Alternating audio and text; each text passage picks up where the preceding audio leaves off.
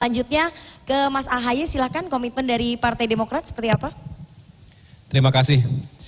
Saya pikir kami Partai Demokrat juga memiliki pandangan dan komitmen yang serupa dengan partai-partai lain bahwa harus dimulai dari diri kami sendiri. Dengan menyadari bahwa salah satu amanah reformasi adalah semakin kokohnya pilar-pilar demokrasi itu sendiri, termasuk partai politik sebagai pilar utama di situ, harus setiap saat membangun kesadaran untuk mempersiapkan kader-kader terbaiknya, tentu yang memiliki kapasitas dan juga integritas dan komitmen untuk mencegah terjadinya perpecahan bangsa. Ini penting.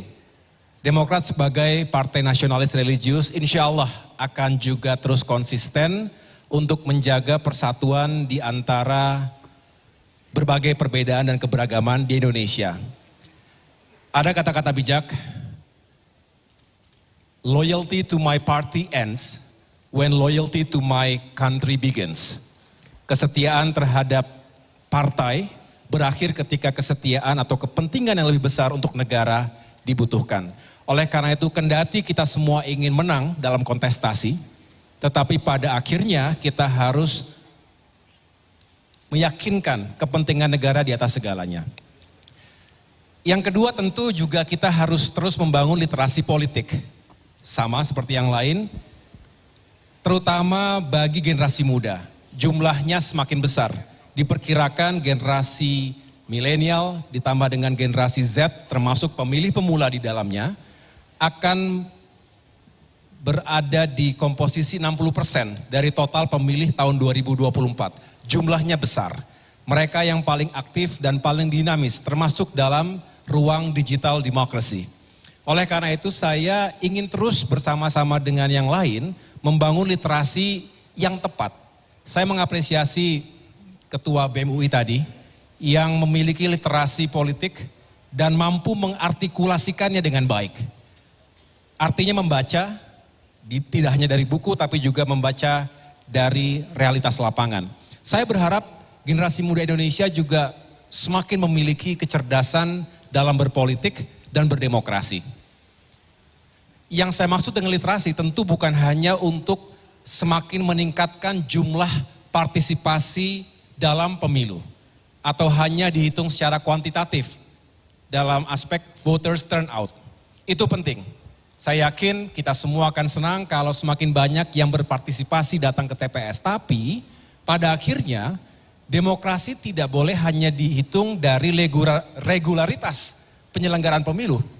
Itu tadi syarat minimal, betul.